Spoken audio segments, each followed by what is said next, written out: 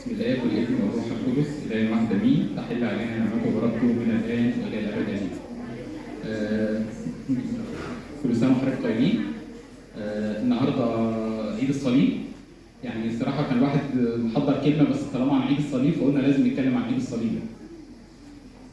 عايز اسال حضراتكم سؤال. حد فيكم قرا تجسد الكلمه بتاع القديس اثناسيوس؟ حد قراه؟ يعني هي يعني هنلخص حاجات كتيره منه في النهارده، يعني حتى لو ما قراوش هنلخص منه حاجات كتير. سؤال مهم جدا عايزين كلنا نساله ونتشارك فيه دلوقتي. يعني اشمعنى يا رب موتة الصليب بالذات دونا عن اي موتة؟ يعني احنا كلنا متفقين رقم واحد، ربنا كان عايز يهدينا بعد ما ابونا ادم وامنا حواء غلطوا واتطردوا بره الفردوس لانهم كسروا الوصيه. كان لازم الاب يرسل ابنه الوحيد، لأن هو مساوي للآب في الجوهر، وهو نائب عن كل البشر، وهو الوحيد الذي بلا خطية، هو الوحيد القدوس، ده الوحيد اللي يقدر في الثلاث شروط بتوع الفداء، إنه مساوي للآب، يسوع المسيح مساوي للآب، وفي نفس الوقت ينوب عن كل البشر لأنه تجسد شبهنا في كل شيء ما خلا الخطية، وآخر حاجة إنه كان قدوس بلا عيب. الشروط دي ما تتوفرش ولا في العذراء ولا في الملاك ولا في أي حاجة، تتوفر في مين؟ ابن الله الوحيد يسوع المسيح.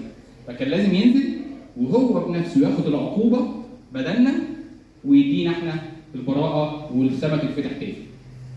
فعشان كده كان يسوع المسيح لازم ينزل ويدينا. تمام. ولازم يموت عنا، ياخد العقوبه بدل كل واحد مننا. طب يا رب كنت ممكن تعمل كل ده وتموت اي موته ثانيه. يعني اشمعنى موت الصليب بالذات اللي اخترتها وربنا قال كده هو ليه سلطان ان اضحى وليه سلطان ان ايه اخذها. يعني الله بكامل ارادته اختار موت الصليب دونا عن اي موته ثانيه. يعني مثلا اغلب القديسين ماتوا ازاي؟ اتقطع راسهم. دانيال كان اترمى في جب الاسود، صحيح ربنا نجاه. ثلاث فتية اترموا في اتون النار. يعني اشمعنى الصليب بالذات؟ يعني ده اللي عايزين نتامل فيه الكام دقيقه اللي جايه دهوت. لماذا يا رب اخترت موته الصليب دونا عن اي موته؟ اتفقنا انه كان لازم ينزل ويدينا ويموت عنه، بس في كذا موته مختلفه ثانيه. موت الصليب ديت اصعب موته واكتر موته فيها يعني تعب نفسي وتعب جسدي وتعب كل حاجه، وربنا طبعا انا كان انسان كامل فكان حاسس بكل انواع الالم. حد يحب يشارك اشمعنى بالذات ربنا اختار موت الصليب؟ يعني حضرتك قولوا اي سبب، يعني اللي عايز يبقى يتفضل يقول. كده في سفر الرؤيا انه قائم في نفس الوقت مسبوح. حلو خالص، حلو خالص. ان هو موت الصليب فعلا الموته الوحيده اللي تتحقق فيها ان حد يموت وهو قائم. يعني اي موته ثانيه لو قطعت راسي، حد ضربني بالمسدس، هتقع على طول. موت الصليب الموته الوحيده اللي انا ميت بس انا قائم. ده اول سبب فعلا، ان فعلا في سفر الرؤيا يقول لك كده هو راينا خروف قائم مذبوح. كلمتين عكس بعض. ما هو يا اما قائم حي يا اما مذبوح يا اما ميت. انما الاثنين عكس بعض والاثنين جنب بعض على طول.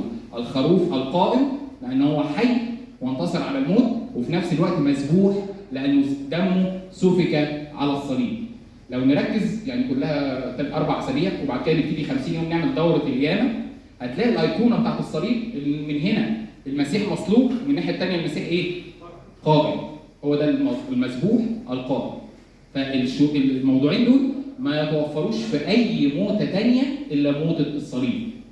لأن المسيح فعلا كان مسبوح عن كل واحد فينا وفي نفس الوقت ايه؟ قائم. عارفين لما حد ياخد دور برد يقول لك انا دور البرد هددني في السرير. واحد تاني يقول لك انا واخد دور البرد بس انا جامد، انا واقف على رجلي. تعبيرات كده عامه صح؟ هو المسيح فدانا ومات على الصليب ولكنه كان قائم. المسيح القائم المسبوح. لما ابونا بيصلي القداس بيبقى المسيح الجسد المسبوح عنا ولكن القائم من بين الاموات. فدي ما تتوفرش الا في موت ايه؟ موت الصليب. حد يحب يقول اي تأمل تاني او اي سبب تاني؟ احنا هنقول اسباب كتير يعني، بس حد يحب؟ طيب خلينا نكمل.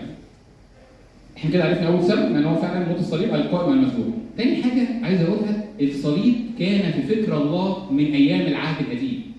ربنا بكامل ارادته وبكامل سابق علمه كان عارف ان هو هيختار موت الصليب دون عن اي حاجه. اقول لكم كام ايه؟ في سفر التثنيه يقول لك كده هو ان كان على انسان قضيه حقها الموت فيقتل ويعلق على خشبه. ده في التثنيه. تثنيه 21. ايه هي الخشبه؟ خشبه الصليب. فربنا في سابق تدبيره كان عارف ان هو يختار موت الصليب. وطبعا المزمور اللي كلنا حافظينه ثقبوا يدي ورجلي، مزمور 22. ازاي يثقبوا يدي ورجلي اللي على طريق الصليب؟ وربنا نفسه في العهد الجديد هو بنفسه كذا مره يتنبأ للتلاميذ اللي هو بعد 3 ايام انا هتسلم ووصل، بعد قالها كذا مره. يعني انا مثلا في متى 16 قال كده، هو قال يسوع لتلاميذه ان اراد احد ان ياتي ورايا فلينكر نفسه ويحمل صليب. يعني ربنا في كامل تدبيره عارف ان هو هيموت على الصليب. وقال كده في لوقا 24 ينبغي ان يسلم ابن الانسان في ايدي اناس خطاه ويصلب وفي اليوم الثالث يقوم. يبقى تاني سبب الله في تدبيره كان عارف ان هو هيموت على الصليب. وبرضه قال لهم كده هو في يوحنا 12 بعد يومين يكون الفصح وابن الانسان يسلم يصلب، في متى 26. يبقى كل ده يبقى كان يسوع كان في خطه الله ان هو مختار موت الصليب. نخش بقى للعمق شويه، اشمعنى الصليب ازاي؟ ليه مش الرجل؟ ليه مش الرجل؟ ما استفانوس اترجل. اشمعنى مع الرجل؟ والرجل ده برضه في الم وكان هيموت، وبرضه في نفس الوقت كان هيفدينا وكل حاجه. في كتاب تجسد الكلمه يقول لنا كده هو بولس الرسول قال لنا ايه؟ قال لنا ايه مهمه جدا في افسس 5، قال لنا ايه؟ اننا اعضاء جسمه من لحمه ومن ايه؟ ومن عظامه. تاني افسس 5 ايه رقم 3، افسس 5:30 اننا اعضاء جسمه من لحمه ومن عظامه. يعني احنا عظام مين؟ لو كان المسيح اترجم كان عظامه ايه اللي جراها؟ اتفتتت. والمسيح مش عايز الكنيسه تتفتت، المسيح عايزنا كلنا كنيسه واحده جامعه رسوليه زي ما كل مره بنقول في قانون الايمان. فلو كان اترجم كان العظم ايه اللي جراله؟ اتفتت.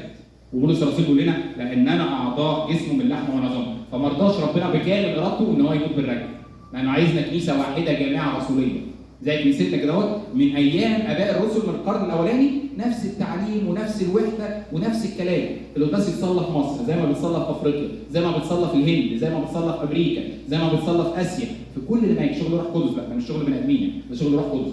كنيسه واحده بكامل الطقس بتاع القداس بالعربي وبالانجليزي وبالاسباني وبالصيني. دلوقتي باسم الصليب عندنا 13 لغه بيتصلى بيها القداس في الكرازه، 13 لغه بنفس التفاصيل، بنفس الطقس، بنفس الحركات، بنفس كل حاجه. لان ربنا عايزنا كنيسه واحده جامعه رسوليه، عشان كده ما اختارش شال موضوع الرقبه. ماشي، طب ليه ما يتقطعش رقبته؟ ما كل الشهداء اتقطع رقبته. لان برضه بولس قال لنا كده في افسس 5 قال لنا ايه؟ المسيح راس مين؟ والمسيح مش عايز ينفصل عن كنيسته ابدا. بصوا الرمز، بص الجمال، وبص حلاوه التامل بتاع البابا اثناسيوس، انه تامل جميل جدا. المسيح دايما راس الكنيسه. لو كان اتقطعت راسه كان يبقى الراس انفصلت عن ايه؟ عن الجسد، والمسيح مش عايز يسيب كنيسته ابدا. فعشان كده ما اختارش موت ان هو يموت بقطع الرقبه او بالسيف زي ما اغلب شهدائنا القديسين حصل لهم، اتقطع راسه. يبقى الرجم عشان عصامه ما تتفتتش، تمام؟ عشان الكنيسه ما تتفتتش، عايزه كنيسه واحده. قطع الرقبه علشان مش عايز ينفصل عن الكنيسه، ماشي. طب ما كان ممكن يتحرق زي الثلاث لما اترموا في الاتون، صح؟ ليه ما اختارش ان هو يتحرق؟ احنا اتفقنا ان هو بكامل ارادته اختار موت الصليب. ليه بقى؟ لأن ربنا برضه في سابق تدبيره وسابق علمه كان عارف إن هو هيقوم من بين الأموات وهيظهر بجسده للتلاميذ. واحد زي القديس توما العظيم ما كان عنده شك شوية، قال له تعالى حط إيدك في جنبي شوف مكان الحرب، تعالى بص كده مكان المسمار. لو كان ربنا اتحرق، سوري يعني أنا آسف الكلمة، لو كان يعني رموه في الأتون واتحرق كان الجسم كله حصل له إيه؟ اتفحم وساح.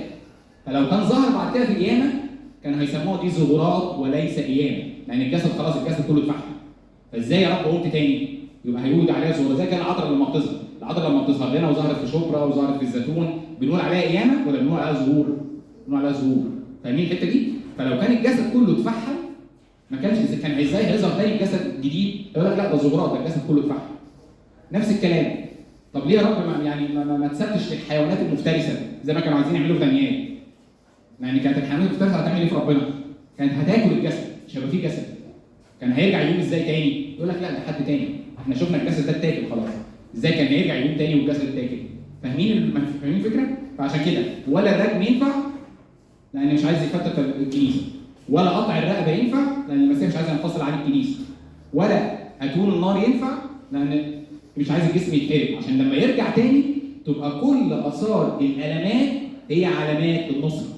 وعلى فكره احنا في حياتنا المسيحيه كده، كل واحد في حضارات وفيه عنده الم في حياته ده علامه انتصار مش علامه ضعف. الم بقى نفسي، الم جسدي، الم روحي، الم اجتماعي. ربنا اختار ان كل علامات الالم رمز للنصره. بص الالم اللي كان في الحربه دي رمز للنصره، انا انتصرت بالقيامه. بص مكان المسمار ده الم فظيع، ربنا كان حاسس ان ربنا كان انسان كامل، فكان حاسس بكل الالمات اتحولت الى علامات نصره ورمز للقيامه والنصره بتاعت رب المجد يسوع المسيح. فبالمناسبه كده يعني واحنا ماشيين كده اي حد في حياته الم يفرح، ده هتتحول الى نصره وانتصار، وهو ده هيبقى الشاهد على الانتصار سواء على الارض او في الاخر في ملكوت السماوات. يبقى كل ده هو استبعدنا كل انواع الموتات دهيت، فيتبقى موت الصليب. عشان كده ربنا بكامل ارادته اختار موت الصليب، ما ينفعش كل الموتات الثانيه. الصليب كمان اداه القتل الوحيده اللي تبقى في ايد مين؟ اللي تبقى في ايد مين؟ المجني عليه. يعني اي اداه ثانيه قطع رقبه مش عارف ايه يبقى في واحد بيقتل الثاني، انما الصليب انا متعلق على الصليب، انا اداه يعني واحد بيتقتل بالمسدس فانا ماسك المسدس خلاص اداه القتل في ايد مين؟ في ايد واحد ثاني. لكن الصليب الموتة الوحيده اللي اداه القتل بتاعتها انا المجني عليه، انا اللي لمسها. فاهمين؟ اي موتة ثانيه لا، لو واحد اتضرب برصاص هيتقطع رقبته هيجي واحد ثاني هو اللي ماسك اداه القتل. انما الصليب الاداه الوحيده اللي انا ماسكها بنفسي. عشان كده ربنا بكامل ارادته اختار موت الصليب. معايا؟ مركزين معايا؟ تمام. سبب تاني كمان كلنا نعرف في غلاطيا 13 يقول لنا كده اهو: ملعون كل من علق على ايه؟ على خشب. فربنا ما كانتش على اي موتة ثانيه، قالت على ملعون كل من علق على خشب. فربنا بكامل ارادته اختار ان هو ياخد اللعنه في جسده ويدينا احنا البراءه. عشان كده في التسبيح بنقول ايه؟ اخذ الذي لنا واعطانا ايه؟ الذي له. اخذ الهوان بتاعنا وادانا الانتصار. اخذ الضعف وادانا القوه. اخذ الهوان واخذ اللعنه وادانا الكرامه وادانا المجد. قد ايه ربنا، قد ايه حب ربنا. فعلا زي ما بيقول لك في ارميه: محبه ابديه احببته. كل ده يا رب بترضاه عشان انا برضه ضعيف وبلخبط الدنيا وانسان قاسي وبغير من اخويا وبحقد على ده هو وبتمنى عدم الخير ده هو، ولكن ربنا محبته محبه ابديه. اختار موت الصليب لانه هو شاهد ان دي موته فيها لعنه، وهو نازل عشان ياخد اللعنه اللي احنا كلنا وارثينها من ابونا ادم وامنا حواء، الخطيه الجديه. انا هاخدها في جسمي انا، وانا هاخد اللعنه وانا هنتصر عليها، ويلا هديكوا ايه؟ البراءه والسماء ترجع تنفتح تاني. سبب تاني كمان ليه يا رب اخترت موت الصليب دونا عن اي موته ثانيه؟ المسيح وهو ميت على الصليب كان دراعاته ازاي؟ كان دراعاته ازاي؟ مفتوحه.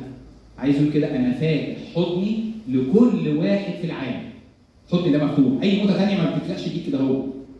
المسيح بيقول كده: حضني مفتوح للخاطي وللقديس، للضعيف وللقوي، للي هو يعني الناس كلها عارفاه واللي ملوش حد يذكره، اللي هو الانسان المهمش والانسان اللي هو رئيس الجمهوريه. حضن مفتوح للجميع. عشان كده حضن الاب عندنا معمار الكنيسه الارثوذكسيه نص دايره وعليها صوره المسيح، عشان المسيح واقف فاتح دراعاته بياخد كل واحد في الحضن. فاحنا لسه من 3 ايام كان عندنا الابن الضال، اول ما جه اول حاجه عمل ايه الاب؟ خده في حضن، بيفكره يقول له ده المسيح وهو على الصليب حضن مفتوح لكل واحد فيه. فدي كميه رجاء غير طبيعيه. احيانا الشيطان يلعب بينا بدماغ الشك: انت مين؟ انت هتيجي القداس وتعمل نفسك قديس؟ ده انت لسه امبارح عامل كذا، اول امبارح عامل كذا، وفي فكر وحش في دماغك، وفي نقول له بالرجاء خلصنا. رجائي مش لان انا حلو اخش السماء، عشان حضن المسيح دافي، عشان حضن المسيح بيطمني، فعشان كده انا ليا مكان في السماء، مش عشان انا استاهل، ده علشان حضن المسيح. حضن مفتوح لكل واحد فينا. تمام؟ برضه حاجه ثانيه كمان سبب جميل قوي يعني كاتبه في الكتاب ده جسد الكلمه، هو من ضمن القاب الشيطان ايه؟ حد عارف؟ سلطان ايه؟ الشيطان من ضمن الالقاب بتاعته السلطان ايه؟ سلطان الهوان، بالظبط كده. لسه سنوس قال تعبير تامل جميل قوي. عارف لما يكون حد كبير قوي وواحد كده يعني انا اسف لفظ يعني فتوه في منطقه، يقول له ده انا هاجي اضربك فين؟ في منطقتك بالبلدي كده، ده معنى صح؟ ربنا اختار موت الصليب، والصليب دي على فين؟ على الهوى. عايز يقول له انا جيت هنتصر على الشيطان في عقر داره، لان الشيطان من ضمن القابه سلطان الهوى، والصليب دي الموتة الوحيده اللي يتمات فيها وهو على الهوى، رجليه مش لامسه الارض، صح؟ هو على الهواء، معلق ما بين السماء وبين الارض. عشان يقول له انا جيت انتصر على الشيطان جوه عقر دارك. يمكن لو انتصر عليه في السماء يعني انا اسف في اللفظ يعني يقول له كده انت متحمي في الملائكه. يمكن لو انتصر عليه في الارض يقول له انت متحمي بقى في الناس القديسين بقى والناس اللي حواليه. انما ربنا راح لغايه الشيطان في عقر داره وانتصر عليه وهو معلق على الهواء. حاجه يعني صراحه التامل ده انا قريته يعني عجبني قوي، يعني قعدت كده فعلا يعني حاجه يعني سبحان الله، يعني فعلا ملك الملوك ورب القوات هو ضابط الكل. يعني كل حاجه بتدبيره حاسبها لصالحنا، كل حاجه بتدبيره حاسبها الى اقصى خير واقصى حاجه نستفيد منها، بس المهم نتامل. عشان كده مهم قوي ان احنا نقرا كتير ونتتلمذ كتير. فرصه فتره الصوم دهيت يا ريت انا وحضراتكم ما نفوتش الاربع اسابيع اللي جايه كل واحد يمسك له كتاب ويقعد يتامل فيه. مش عايزين يبقى الصيام زي ما دخل زي ما خرج. حاجه ثانيه كمان على الصليب، الصليب ده علامه ايه في الرياضه؟ علامه ايه؟ علامه ازاي؟ المسيح حب يجمع السمائيين والارضيين وحب يجمع كل البشر الموجودين على الارض، ادي علامه ازاي؟ المسيحي ما بيفرقش حتى لو حق متاخد. المسيح ما بيخشش مكان سواء في خدمه، سواء في شغل، سواء في عيله، او سواء في جيران يقعد يبقى سبب خصومات ويفرق ما بين الناس. المسيح يجي على نفسه عشان يجمع ويبقى سبب بركه ومحبه، حتى لو جه على نفسه ربنا هيعوض. هو ده اللي بنسميه الميل التاني. ما تجيش تقول فلان يستحق وفلان ما يستحقش. الميل التاني بالذات حضراتكم كلكم خدامي. الميل التاني يعني انا هدفي احط محبه، انا هدفي اجمع. المسيحي لا يفرق، المسيحي دايما بيجمع. عشان كده الصليب من ضمن الرموز بتاعته علامه زائد يجمع، بس علامه زائد كده وكده. علامه زائد يجمع السمائيين والارضيين زي ما بنقول كده اهو في الايه؟ في المجمع. نقعد نفتكر بقى كل ابائنا الكنيسه المنتصره اللي هي فوق واحنا على الارض بنذكره، صح؟ بيجمع السمائيين كنيسه منتصره وكنيسه مجاهده الاثنين مع بعض في ايه؟ في اتصال. وفي نفس الوقت يجمع كل البشر. كل البشر خلقوا على صوره الله ومثاله، صح؟ كل البشر خلقوا على صوره الله ومثاله. وعشان كده بيجمع كل البشر وبيجمع السماء والارض. كل دي رموز. يا ريت انا وحضراتكم كل مره ارشم الصليب افتكر 3 4 افكار. افتكر ده راح للهوى عشان يغلب الشيطان في عقر داره. افتكر ده ما اختارش الرجل علشان ما يفتتش الكنيسه. افتكر كده كل مره رشم الصليب. مش عايزين حتى في المدارس الاحد مش عايزين نعلم عيالنا رشم الصليب دي علامه. احيانا لما بنيجي في افريقيا ويكون لسه ما يعرفوش عن المسيح ونرشم الصليب يقول لك يعني ده سحر ده ولا ما يعرفوش حاجه عن المسيح. يعني كتير في افريقيا ما يعرفوش حاجه عن المسيح ولا ايه الكلام ده كله. فلما بنبتدي معاهم من اول علامه رمش الصليب لو مش هشرحها لهم بيفتكروها ان هي ايه؟ علامه سحريه. زي ما حصل مع مرجلس نبتدي بقى نشرح.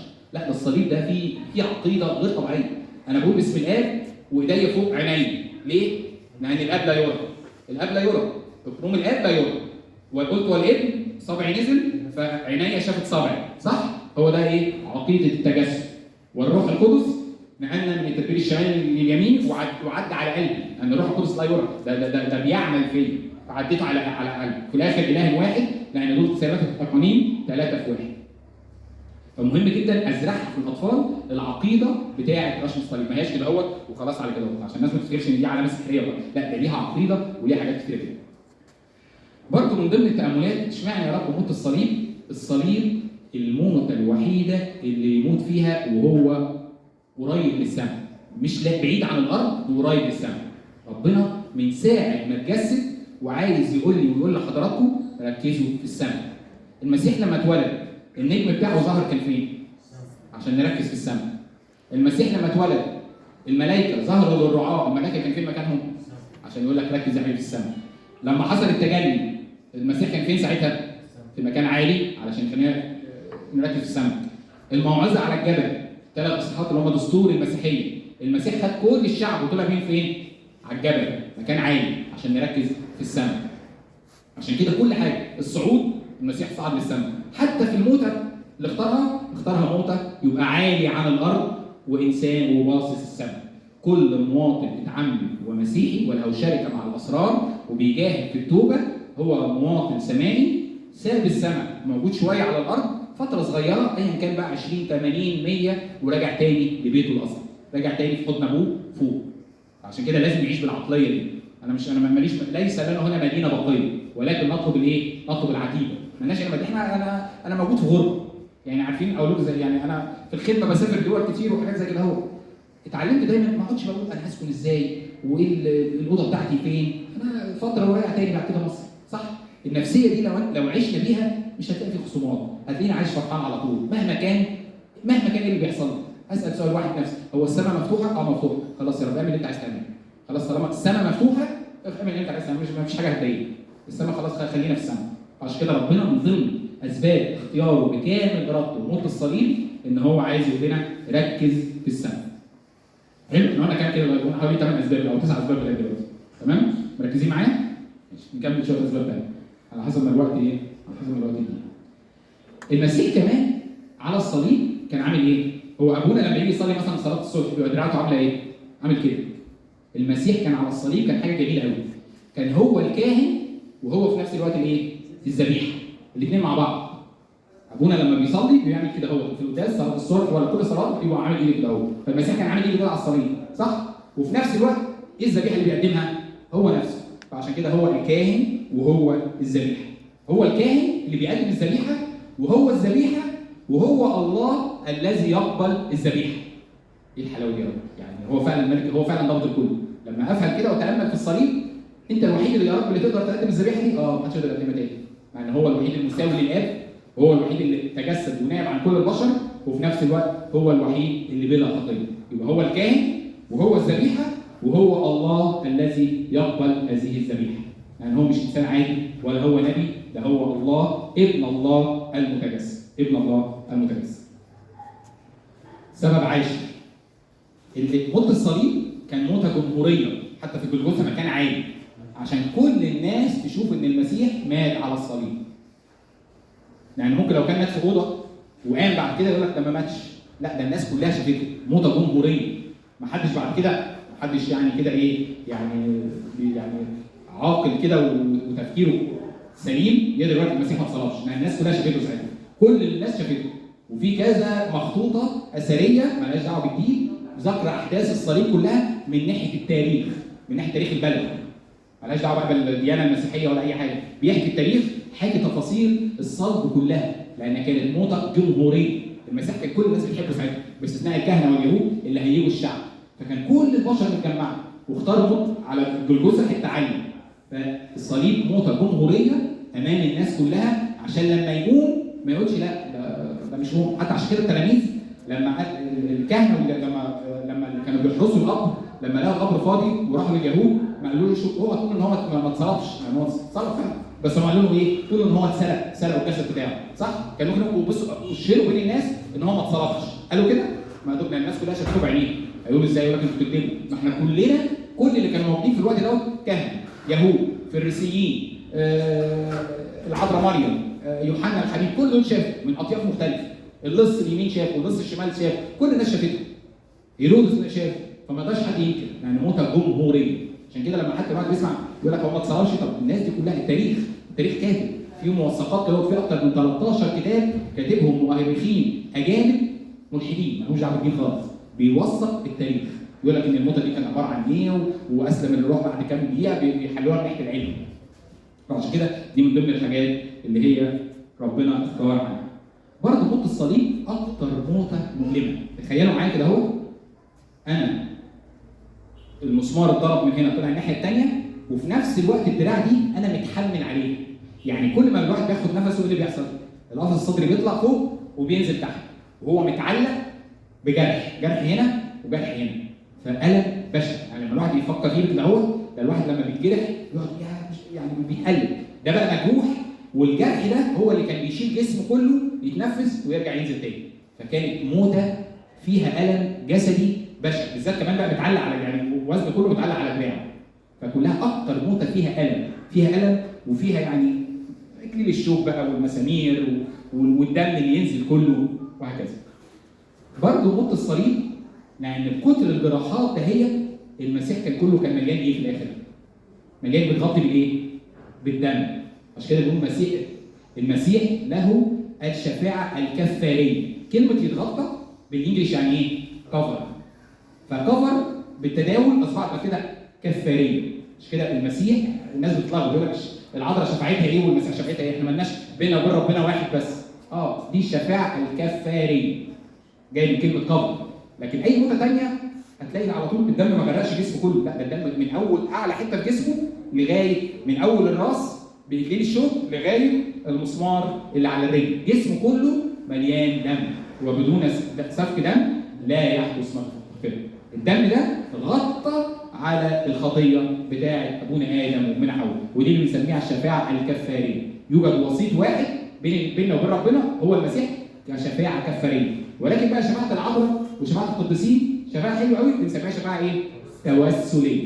عشان كده اخواننا التانيين في بقيه الطوائف يقول لك ده هو يوجد وسيط واحد. ايوه حبيبي الشفاعه الكفاريه، العذراء مش تقدر تفتح السماء، ولكن العذراء الله عشان يا رب عشان خاطر ام النور اعمل لي متيسر الرسول عشان خاطر ام النور يا رب انجدني، الحديد كله يسيح. دي اسمها شفاعه توسليه.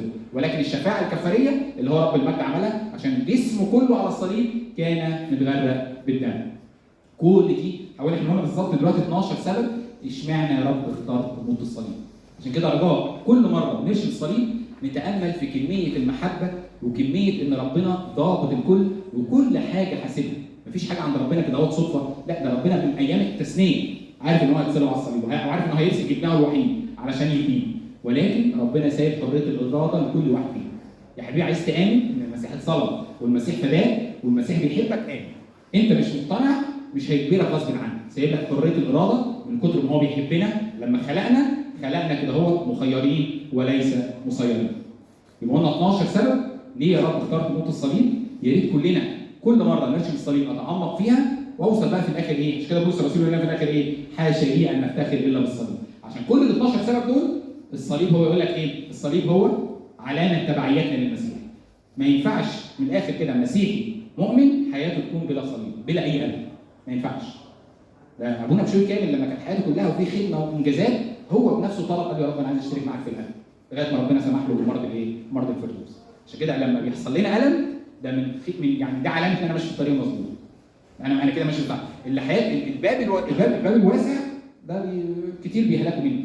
انما طول في حياتي الم هصلي اكتر، همسك في ربنا اكتر، هبص على السماء اكتر، مش همسك في الدنيا اكتر. عشان كده الصليب هو علامه تبعيتنا للمصلوب ربنا ولهنا مخلصنا يسوع المسيح. الصليب كمان هو قوتنا ضد الشيطان. اتفقنا ان هو ربنا غلبه في عقر دار. فلما برشم الصليب بايمان الشيطان يترعب. فعلا بيترعب. الصليب كمان علامه نصرتنا وعلامه فخرنا. ايه يا رب ده؟ كل ده انت بتعمله عشان خاطر انا الضعيف، انا اللي قلبي قاسي، انا اللي بلخبط الدنيا، انا اللي لما بعمل نفسي حضرت ساعه ونص، ده انا اللي بادئ الكنيسه القداس كده بحضره كما لقوم العاده، انا اللي بقول ده انا بهدل بقى وانا مضايقك يا رب وانا نازل اخد بركه انت اللي بتسمح لي بالبركه زي ما قلنا قبل كده. هو مش ربنا قادر يرسل ملاك واحد يعمل كل الخدمات اللي بتتعمل في كل العالم؟ رد عليا، مش ربنا قادر؟ امال ليه بقى مدينا عامل لنا اب كاهن وامين خدمه وخادم مساعد؟ ليه؟ عشان احنا ناخد البركه. احنا احيانا انا لما اخد بحس بقى ان انا بقيت ايه؟ خلينا كلنا عارفين ان فخرنا ملوش علاقه بينا، ليه علاقه بعلاقتنا بربنا. الصليب كمان هو علامه فدائنا، علامه محبتنا للمسيح، علامه مصالحه السماء على الارض. عشان كده بولس الرسول قال تاني حاشا لي ان افتخر الا بصليب يسوع المسيح. اخر حاجه هنقولها عشان الوقت خلاص 3 دقايق هنقولها بس. يا ريت انا وحضراتكم نعيش دايما ارشم الصليب رقم 1 بايديا بايمان، ارشم الصليب بقلبي. يعني ايه ارشم الصليب بقلبي؟ الصليب قلنا عارضه كده وعارضه كده. طول ما في محبه في قلبي بيني وبين ربنا ادي انا كده رشمت العارضه الاولانيه في الصليب. في محبه بيني وبين ربنا. طول ما في محبه في قلبي بيني وبين كل الناس اللي ربنا مخليهم على الارض ادي المحبه الثانيه بيني وبين كل الناس. يبقى عايزين انا وحضراتكم ناخد التدريب ده، ارشم الصليب بايديا وغير بايديا ارشمه بايه؟ بقلبي. عن طريق محبه بيني وبين ربنا من كل القلب وكل النفس ومن كل القدره، ومحبه بيني وبين كل البشر اللي هم خلقوا على صوره الله ومثاله. ربنا يديكم ويدينا ان دايما علامه الصليب تبقى هي رمز فخرنا من جوايا، ما ارشمهاش كده على طول، افتكر 3 أو 4 حاجات من اللي احنا قلناهم النهارده. لإلهنا المجد الان وكل اوان